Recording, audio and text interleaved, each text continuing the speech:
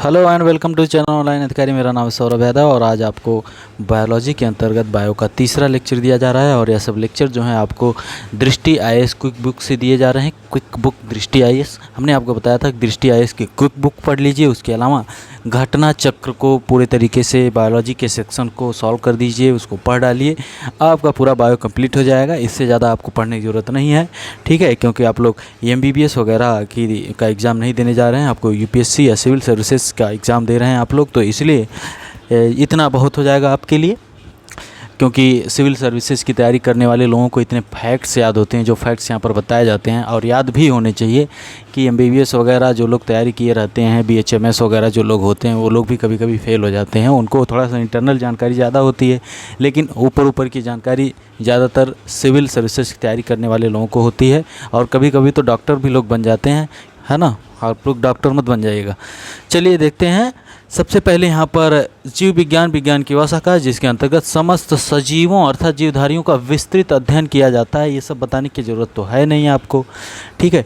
Biology शब्द का प्रयोग सर्वप्रथम 1801 में लैमार्क और ट्रेविरेनस ने किया था। बायोलॉजी शब्द का प्रयोग सर्वप्रथम लैमार्क और ट्रेविरेनस ने किया था। जीव विज्ञान को विज्ञान की एक शाखा के रूप में स्थापित करने के कारण अरिस्टोटल को जीव विज्ञान का जनक कहा जाता है। किसको? अरिस्टोटल को। जीव विज्ञान को विज्ञान की एक शाखा के रूप में स्थापित करने के कारण अरिस्टोटल, यही अरिस्टोटल हैं जो क्या नाम है उसके, सिकंदर के गुरु थे, को जीव विज्ञान का जनक कहा जाता है। अरस्तु को जंतु विज्ञान का जनक भी कहा जाता है, यानी जीव और जंतु विज्ञान का जनक कहा जाता है अरस्तु अरिस्टोटल को, ठीक है। उन्होंने अपनी पुस्तक हिस्टोरिया एनिमेलियम में लगभग 500 जंतुओं का वर्णन किया है। यानी जीव विज्ञान जंतु विज्ञान का जनक कौन है? अरस्तु हैं। उनकी एक पुस्तक है हिस्टोरिया एनिमेलियम में लगभग 500 जंतुओं का उन्होंने वर्णन किया है। ओके, ठीक है। तो जीव विज्ञान जंतु विज्ञान का जनक अरस्तु, उनकी पुस्तक हिस्टोरिया एनिमेलियम। अब आगे बढ़ते हैं।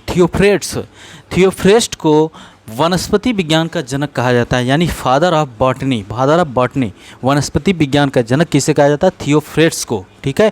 उनकी पुस्तक है हिस्टोरिया प्लांटेरम। याद रखिएगा। हिस्टोरिया एनिमेलियम पुस्तक है अरस्तु की, जीव और जंतु विज्ञान का जनक उन्हें कहते हैं। और थियोफ्रेस्ट की पुस्तक है हिस्टोरिया प्लांटेरम, उनको फादर ऑफ बॉटनी या वनस्पति विज्ञान का जनक कहते हैं। ये चीज़ यहाँ पर याद रखिएगा। अब सजीवों के कुछ गुण होते हैं: कोशिकीय संगठन, उपापचय यानी मेटाबॉलिज्म, वृद्धि, प्रजनन और चेतना। अब मेटाबॉलिज्म क्या होती है, उपापचय क्या होती है, उपचयन, अपचयन, ये सब जो होता है। जैसे अगर आप मान लीजिए कि रेगुलर घर में बैठे हुए हैं, टीवी लगाकर देख रहे हैं शांति से, कोई एक्सरसाइज वगैरह नहीं कर रहे हैं, खा रहे हैं चिप्स का पैकेट, खाना खा के सो रहे हैं, बस यही कर रहे हैं, तो मेटाबॉलिक एक्टिविटी जो होती है आपकी 60% तक चलती है, 40% एकदम शांत हो जाती है, ठीक है। आपका शरीर इस प्रकार से हो जाता है। थोड़ा सा भी चल देंगे तो आपको बहुत गर्मी महसूस होने लगेगी, पसीना होने लगेगा। तो मेटाबॉलिज्म कुछ ऐसा है, और यहाँ पर इसको नहीं बताया जाएगा। कॉन्शियसनेस, चेतना होती है। तो ये सजीवों के कुछ गुण हैं, जो आप भी सजीव हैं, आपके अंदर ये सब गुण हैं। हम बात करेंगे पादप और जंतु कोशिकाओं में पादप एवं जंतुओं में क्या अंतर होते हैं, आपको थोड़ा सा बायो की भाषा में देखेंगे हम लोग। सेल वाल कोशिका भित्ति, सेल वाल कोशिका भित्ति मतलब दीवार एक, ठीक है। पादप कोशिकाओं में कोशिका भित्ति पाई जाती है, जो सेल्यूलोज की बनी होती है। पादप यानी प्लांट वालों में क्या पाई जाती है? कोशिका भित्ति पाई जाती है। लेकिन जंतु में क्या पाई जाती है? कोशिका झिल्ली पाई जाती है, ठीक है। जंतु में कोशिका भित्ति की जगह कोशिका झिल्ली पाई जाती है, सेल मेम्ब्रेन पाई जाती है। ओके। क्लोरोप्लास्ट पादप में उपस्थित रहता है, इसी कारण हरे रंग के होते हैं, और इसमें क्लोरोप्लास्ट अनुपस्थित रहता है, बताने की आवश्यकता नहीं है। रसधानी पादप कोशिकाओं में बड़ी रसधानियाँ पाई जाती हैं, जो कोशिका द्रव्य से भरी होती हैं। जंतु कोशिकाओं में पादप कोशिकाओं की तुलना में छोटी छोटी रसधानियाँ पाई जाती हैं, ठीक है। यहाँ महत्वपूर्ण है, पादप अपना भोजन स्वयं तैयार करते हैं, ठीक है। जंतु अपने भोजन हेतु पौधे एवं अन्य जंतुओं पर निर्भर करते हैं, ठीक है। अपवाद है यूग्लिना, इसका अपवाद है, एक्सेप्शन है, ठीक है। जंतु अपने भोजन हेतु पौधे एवं अन्य जंतुओं पर निर्भर करते हैं।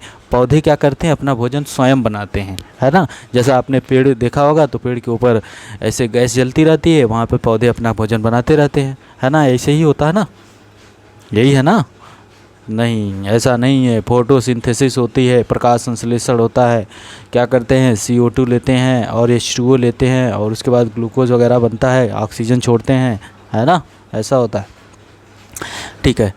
जड़ों एवं तनों के शीर्ष पर पाए जाने वाले विभयोजक क्षेत्र के कारण पादप पूरे जीवन काल में वृद्धि करते रहते हैं। मेरिस्मेटिक जोन के कारण पादप पौधे पूरे जीवन भर वृद्धि करते रहते हैं, लेकिन जंतुओं में वृद्धि एक निश्चित समय तक होती है। ठीक है, निश्चित आयु तक ही होती है। ऐसा नहीं कि आप जिंदगी भर बढ़ते ही हैं, ऐसा नहीं है। लेकिन पौधे जो होते हैं हमेशा बढ़ते ही रहते हैं। पौधे हमेशा बढ़ते हैं और ऊपर से ही बढ़ते हैं, ऐसा नहीं कि नीचे से बढ़ते हैं, ऊपर से बढ़ते हैं पौधे। ऐसा देखिएगा, आपके आसपास पेड़ होंगे तो आप देखिएगा कि अगर एक डाल यहाँ पे आप खड़े होंगे, हाथ से पकड़ लेंगे उस डाल को, तो वो डाल आप हमेशा पकड़ेंगे, भले ही ये मोटी हो जाए, लेकिन ये बढ़ेगी नहीं कि नीचे से जड़ से पेड़ बढ़ते हुए एकदम ऊपर चला जाए, ये डाल भी ऊपर चली जाए, ऐसा नहीं होता है। ठीक है, इसी मेरिस्मेटिक जोन के कारण पादप पूरे जीवन काल में बढ़ते रहते हैं। पादपों में विकसित उत्सर्जित तंत्र का अभाव होता है। ये हानिकारक उत्पादों यथा तेल, गोंद आदि का स्राव करते हैं जो इनके शरीर में संचित रहते हैं। ये और जंतु में ये विकसित उत्सर्जन तंत्र की सहायता से अमोनिया, यूरिया, यूरिक अम्ल आदि अपशिष्ट पदार्थों का उत्सर्जन करते हैं। ठीक है, तंत्रिका तंत्र एवं संवेदी अंगों का अभाव होता है पादप में और इसमें होता है। तो कुल मिला के जो महत्वपूर्ण है, इसमें सेल वॉल पाई जाती है पादप में, और जंतु में सेल मेम्ब्रेन पाई जाती है, यानी कोशिका झिल्ली पाई जाती है। क्लोरोप्लास्ट होता है इसमें, उसमें नहीं होता है। इसमें जो होता है कि पादप कोशिकाओं में बड़ी राजधानियाँ पाई जाती हैं, जंतु कोशिकाओं में छोटी राजधानियाँ पाई जाती हैं। और पादप अपना भोजन स्वयं तैयार करते हैं, लेकिन जंतु निर्भर रहते हैं। ठीक है, और मेरिस्मेटिक जोन के कारण क्या होता है, पादप पूरे जीवन काल में बड़ी वृद्धि करते रहते हैं और जंतु में एक निश्चित समय तक, निश्चित आयु तक वृद्धि होती है। पादपों में विकसित उत्सर्जित तंत्र का अभाव होता है। इसमें उत्सर्जित तंत्र होते हैं, अमोनिया, यूरिया वगैरह ये सब बाहर निकालते हैं अपने शरीर से। पादपों में तंत्रिका तंत्र एवं संवेदी अंगों का अभाव होता है, लेकिन जंतुओं में पूरी तरीके से विकसित होता है। ठीक है, यहाँ तक कोई दिक्कत आपको नहीं होनी चाहिए। लेक्चर 2 हम कर रहे हैं, एक चैप्टर में 2 लेक्चर कर रहे हैं। उसका रीज़न है कि इंटरनेट की समस्या है। पीछे आपको शायद कुछ आवाज़ भी आपको सुनाई दे रही हो। हमारे पीछे जो है कि गेहूं की मड़ाई चल रही है, लेकिन हम लेक्चर रिकॉर्ड करने में लगे हैं तो करना ही पड़ेगा, क्योंकि अपन रुकेगा नहीं। चलिए, जीवों के नामकरण की द्विनाम पद्धति बहुत ध्यान से सुनिएगा। जीवों के आधुनिक नामकरण की शुरुआत कैरोलस लिनियस के द्विजगत सिद्धांत 2 किंगडम क्लासिफिकेशन से होती है। कैरोलस लिनियस के 2 किंगडम क्लासिफिकेशन से होती है। किसकी? जीवों के आधुनिक वर्गीकरण की शुरुआत कैरोलस लिनियस के द्विजगत सिद्धांत से होती है। याद रखिए, कैरोलस लिनियस है ना, उन्होंने जीवों को जंतु जगत और पादप जगत में बांटा। जंतु और पादप में उन्होंने बांटा। जंतु और पादप ने किसने बांटा? कैरोलस लिनियस 2 किंगडम क्लासिफिकेशन, यानी एक जंतु किंगडम, एक प्लांट किंगडम यानी पादप किंगडम। इसलिए लिनियस को वर्गीकी का पिता कहते हैं, father of taxonomy. Linnaeus, Carolus Linnaeus को फादर ऑफ टैक्सोनॉमी कहते हैं, याद रखिएगा। आगे बढ़ते हैं। 1753 में कैरोलस लिनियस ने जीवों के नामकरण की द्विनाम पद्धति को प्रचलित किया। इसके अनुसार प्रत्येक जीवधारी का नाम लैटिन भाषा के 2 शब्दों से मिलकर बना होता है। पहला शब्द वंश नाम, दूसरा शब्द जाति नाम। पहला शब्द जो है जेनरिक नेम, दूसरा नाम जो होता है स्पेसिस नेम, जाति नाम होता है। जेनरिक नेम और दूसरा स्पेसिस नेम। ठीक है, जेनरिक नेम और दूसरा स्पेसिस नेम कहलाता है। उदाहरण, मानव का वैज्ञानिक नाम होमो सैपियंस है। होमो सैपियंस है जिसमें होमो उस वंश का नाम है और सैपियंस जाति का नाम है। होमो उस वंश का नाम है, सैपियंस जाति का नाम है। फिर से ध्यान दीजिएगा, 2 तरह से उन्होंने क्या किया। इसके अनुसार प्रत्येक जीवधारी का नाम लैटिन भाषा के 2 शब्दों से मिलकर बना है। पहला शब्द वंश, जेनरिक नेम, दूसरा जाति नेम। वंश पहले, फिर जाति, है ना।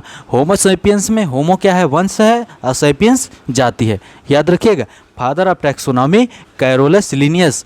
2 किंगडम क्लासिफिकेशन इन्होंने किया, प्लांट किंगडम और जंतु किंगडम इन्होंने कहा। ठीक है, बाद में इन्होंने क्या कहा? 1753 में जीवों के नामकरण की द्विनाम पद्धति को प्रचलित किया। जीवों के नामकरण की, है ना, जिसमें उन्होंने एक वंश नाम, एक जाति नाम दिया। होमो सैपियंस जो उदाहरण के तौर पर बताते हैं कि मानव का वैज्ञानिक नाम होमो सैपियंस है, जिसमें होमो उसका वंश है और जाति उसका क्या है, जिसकी एक जाति सैपियंस है। ओके, ठीक है। जैव समुदाय के अध्ययन के लिए हमें जीवधारियों को कुछ समूहों में वर्गीकृत करना पड़ता है ताकि समान गुणों एवं संरचना वाले जीवों का अध्ययन एक साथ किया जा सके। आधुनिक जीव विज्ञान में सर्वाधिक मान्यता आर.एच. व्हिटेकर के 5 जगत वर्गीकरण को दी जाती है। आधुनिक जीव विज्ञान में आर.एच. व्हिटेकर के 5 जगत वर्गीकरण को 5 जगत में वर्गीकृत करते हैं। कौन? आर.एच. व्हिटेकर, ठीक है। बायोडाइवर्सिटी के लिए भी इनको कहा जाता है, ठीक है, बायोडाइवर्सिटी, जैव विविधता के। तो आर.एच. व्हिटेकर ने आधुनिक जीव विज्ञान में इस प्रकार से डिवाइड किया 5 जगत में, और वो 5 जगत कौन कौन से हैं? मोनेरा, प्रोटिस्टा, कवक, पादप एवं जंतु। मोनेरा, प्रोटिस्टा, कवक, पादप एवं जंतु। मोनेरा, प्रोटिस्टा, कवक, पादप एवं जंतु, ठीक है। 5 जगत किसने किया? आर.एच. व्हिटेकर ने। किसमें? आधुनिक जीव विज्ञान में, ठीक है। आधुनिक जीव विज्ञान में इन्हीं के मान्यता ज़्यादा दी जाती है, इनका जो वर्गीकरण है इनको, ठीक है। कैरोलस लीनियस वाला आपको पता चल गया। अब मोनेरा क्या होते हैं ज़्यादा नहीं बताएंगे, थोड़ा थोड़ा बताएंगे। जैसे जीवाणु, नील हरित शैवाल अथवा साइनोबैक्टीरिया, माइकोप्लाज्मा आदि मोनेरा के अंतर्गत आते हैं, और यह एक कोशिकी प्रोकैरियोटिक जीवों का समूह है। एक कोशिका जिसमें एक कोशिकी प्रोकैरियोटिक जीवों का समूह है। प्रोकैरियोटिक, यूकैरियोटिक कोशिकाओं के बारे में हमने आपको बता दिया है। तो ये प्रोकैरियोटिक जीवों का समूह है, इसमें बाकी चीज़ें आपको पता हैं, ठीक है। तो याद रखिएगा, ये मोनेरा में कौन आते हैं? जीवाणु मतलब बैक्टीरिया, ब्लू ग्रीन एल्गी, ठीक है, बैक्टीरिया, माइकोप्लाज्मा आदि आते हैं मोनेरा के अंतर्गत, एक कोशिकीय प्रोकैरियोटिक जीव, याद रखिएगा। प्रोटिस्टा में, इसमें एक कोशिकीय यूकैरियोटिक जीव आते हैं, हालांकि कभी कभी ये बहुकोशिकीय भी होते हैं, यथा केल्प या समुद्री घास। इसमें क्या आते हैं? यूग्लिना, पैरामीशियम, क्लोरेला, अमीबा आदि इसी जगत के सदस्य हैं। एक कोशिकीय यूकैरियोटिक जीव आते हैं, याद रखिएगा, कभी कभी बहुकोशिकीय। कवक की बात करें, फंजाई की बात करें, फंजाई, फंगी भी पढ़ते हैं, कभी कभी फंजाई भी कहते हैं कवक। ये बहुकोशिकीय यूकैरियोटिक जीव है। बहुत कोशिकाएं, ढेर सारी कोशिकाएं होंगी तो बहुकोशिकीय यूकैरियोटिक जीव है। ये विषम पोषी होते हैं जो पोषक के लिए सड़े गले कार्बनिक पदार्थों पर निर्भर कर रहते हैं, अतः इन्हें मृतजीवी भी कहा जाता है। इनमें से कई अपने जीवन की एक विशेष अवस्था में बहुकोश की क्षमता प्राप्त कर लेते हैं। इन कवकों में काइटिन नामक जटिल शर्करा की बनी हुई कोशिका भित्ति पाई जाती है। काइटिन नामक जटिल शर्करा की बनी हुई कोशिका भित्ति पाई जाती है, सेलुलोज अनुपस्थित पाई जाती है। कोशिका भित्ति जो होती है सेलुलोज अनुपस्थित होता है उसमें। काइटिन नामक जटिल शर्करा की बनी कोशिका भित्ति पाई जाती है कवकों में, बहुकोशिकीय यूकैरियोटिक जीवों में, ठीक है, ये याद रखिएगा। यीस्ट, पेनिसिलियम, मशरूम इसी जगत के सदस्य हैं। मशरूम जानते हैं ना, तो इसी जगत के सदस्य कवक में आते हैं। अब आगे जब बात होती है तो यहाँ पर बात होती है तो पादप होते हैं, फिर प्लांट की बात आ जाती है। मोनेरा, प्रोटिस्टा, कवक, प्लांट और एनिमल। प्लांट के बाद फिर एनिमल की बात आ जाती है। तो इन्होंने 5 तरह से डिवाइड किया था, किसने? आर.एच. व्हिटेकर ने, ओके। तो पादप में क्या है? सेलुलोज से बने कोशिका भित्ति वाले बहुकोशिकीय यूकैरियोटिक जीवों का समूह। पादप पेड़ पौधे ये स्वपोषी होते हैं, प्रकाश संश्लेषण भोजन प्राप्त करते हैं। शैवाल हो गया, एल्गी हो गया, इसी के अंतर्गत आता है। थैलीफाइटा, जिम्नोस्पर्म, अलग अलग नाम है, टेरीफाइटा, यूलोथ्रिक्स, बायोफाइटा, ये सब इसी में आते हैं। प्लांट वगैरह में फिर एनिमल में आते हैं। एनिमल बाकी सभी एनिमल की बात कर लेंगे तो वो सब आ जाते हैं इसमें, ओके। तो ये चीज़ें हो गई, मतलब आर.एच. व्हिटेकर ने इस प्रकार से डिवाइड किया था। अब यहाँ पर कुछ ऐसी चीज़ें दी गई हैं जो बहुत ही महत्वपूर्ण है। अब यहाँ पर लिखा सब सेलुलर। इस प्रकार की संरचना में डीएनए या आरएनए एक प्रोटीन आवरण द्वारा घिरा हुआ होता है। सब सेलुलर जो होते हैं, सब सेलुलर, ठीक है, इस प्रकार की संरचना में डीएनए या आरएनए एक प्रोटीन आवरण द्वारा घिरा होता है। जैसे विषाणु यानी वायरस। विषाणु सूक्ष्म आकार के होते हैं परंतु ये अपना पोषण स्वयं नहीं करते हैं। विषाणु यानी वायरस, कोरोना वायरस अपना पोषण स्वयं करता है? नहीं करता है, स्वयं पोषण नहीं करता, दूसरे होस्ट से ही होता है। इंसान के शरीर में जाता है, बहुत तेज़ी से ग्रोथ करता है, ठीक है, फिर आप टच भी कर दिए किसी को तो उसको भी पकड़ लेता है। तो ये होते हैं। डीएनए है आरएनए का बना होता है, हमने आपसे पूछा था क्वेश्चन पिछले लेक्चर में। विषाणु सूक्ष्म आकार के होते हैं परंतु ये अपना पोषण स्वयं नहीं करते हैं, इसके लिए इन्हें मेजबान होस्ट की आवश्यकता होती है। ये जीवाणु पौधों तथा जीवों में गुणन कर वृद्धि कर सकते हैं।